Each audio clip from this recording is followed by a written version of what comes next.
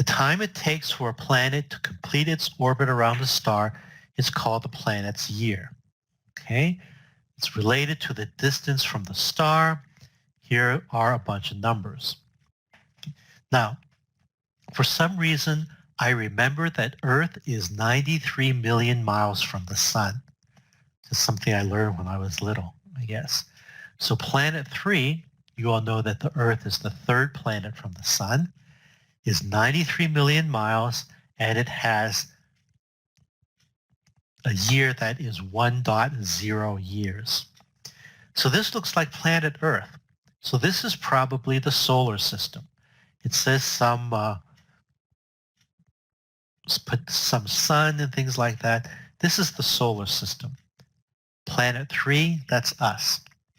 So here's a question to see how up-to-date you are on science.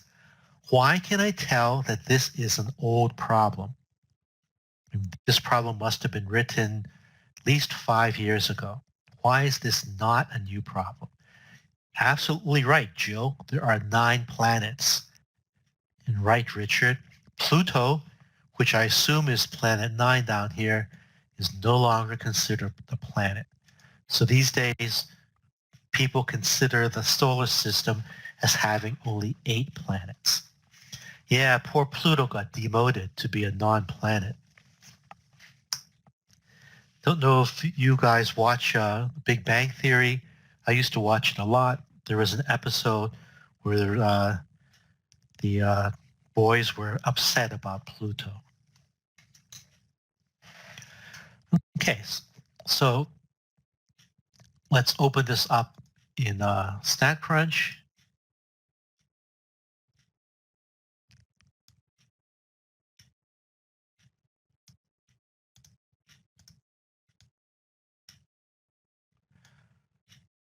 Okay, so the first part, draw a scatter diagram treating the distance from the star as the explanatory or x. Okay, graph, scatter plot. The distance from the star as the x. Well, it's nice that StatCrunch reminded us that that's the x. The year is the y. Compute. And here's the graph. And to me, that looks really, really straight. Okay, there's a definite pattern. So A could be, B is definitely not true. B goes down. And C could be also. So what's the difference? Well, look at the x-axis. It should be millions of miles. The x-axis is not the year, so it's A.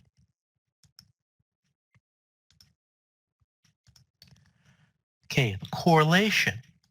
Well, let's go back to StatCrunch. Remember, the correlation is under summary stats.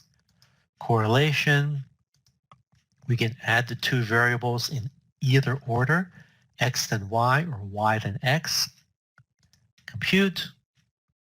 Correlation is very, very high, 989. But we can tell from the scatter plot that the correlation is going to be very high. There's no spread or anything. It's almost like a straight line.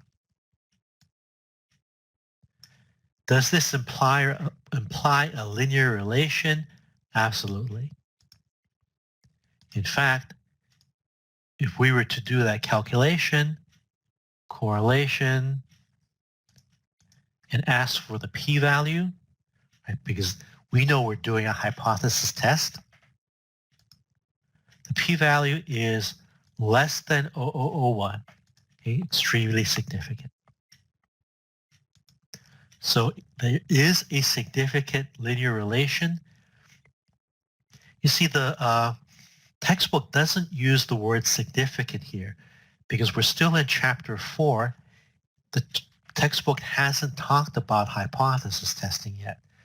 So we have done hypothesis testing. So we know that this really means, does this imply a significant linear relationship, with significant being expressed as a p-value, as classical method being more than the critical value, all that kind of stuff. Reject the null hypothesis. Okay, yes, there is. We reject the null hypothesis. What's the least squares regression?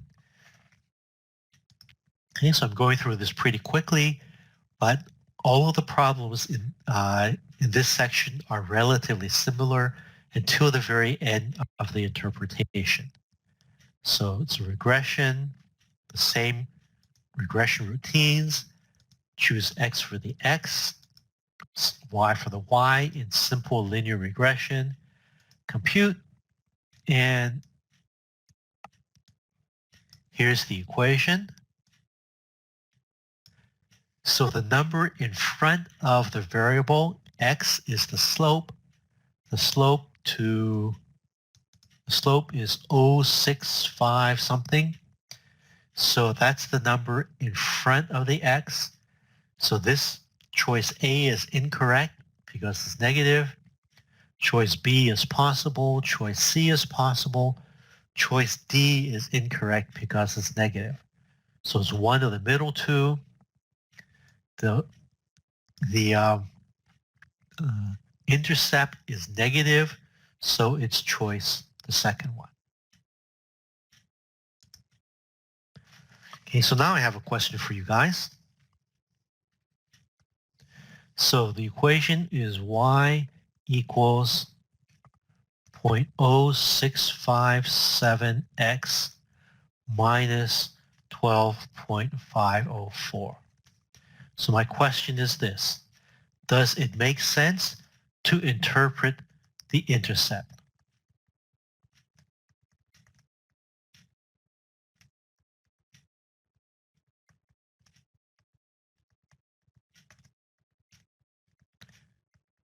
Does it make sense to interpret the intercept? In other words, when x equals 0.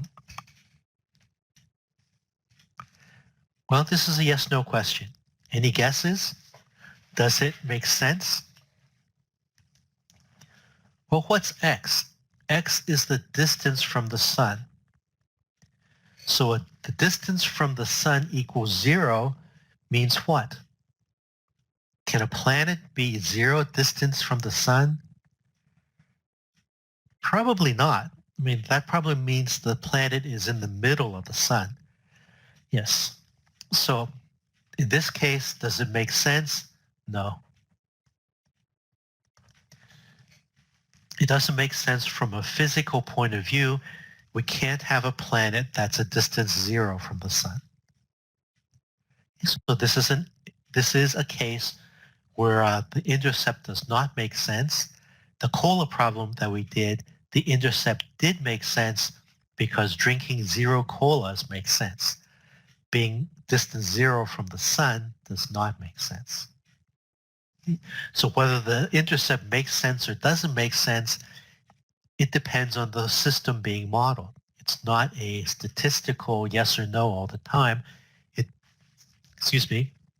It depends on what's being modeled. Okay, continue. Plot the residuals. Okay, let's keep on using StatCrunch. You see, StatCrunch plots the line and the points. StatCrunch can also plot the residuals. So you see there are all these additional items down here. Let's do residuals versus x. That's the plot of the residuals. As I forgot who was saying, the residuals are the errors and the horizontal axis is the x. So this is the residual plot. Residuals and x. Compute. So now we have 3 pages in our output. This is the first page. Well, it says only 2. We'll see. Okay, here is residuals versus x. So looks like there's a big smile. So A is possible. B is not possible. This is a big frown. Our plot is a big smile. And C is kind of all over the place. So the answer is A. That's the only one that matches our U shape. Okay, and I know, I have a feeling what the next question is this an appropriate model? Is this a good model for predicting the length of the year? And it's not. There's a U shape. Now, if we look at the R squared, we explain an overwhelming majority of the variation. So we really explained a lot. But what this says is there's still another factor in there that we haven't explained. There's still something else in there that affects the time it takes the planet to go around the sun more than just the distance. Okay, so it's not strictly linear. If we looked very carefully at the original plot, let's see if this has it or not. Okay, well, didn't really want this one, but if we look very carefully, the blue dots, there is a curve. It's not perfectly straight, but it does curve a little bit around the line. So there is a slight curve there for some reason. Okay, so that's probably the last part. Do you think the regression model is a good model? No. We said no because there is a missing factor.